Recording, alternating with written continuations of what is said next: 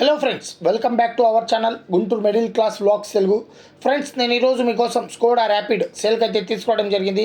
Variant వచ్చేసి top end model. ఇది diesel car. దీని మ్యానుఫ్యాక్చరింగ్ చూసుకుంటే 2015-16 రిజిస్ట్రేషన్. రీడింగ్ చూసుకుంటే 1,20,000 కిలోమీటర్ తిరిగింది. First owner, original body, original paint, non accidental, fancy number 8888.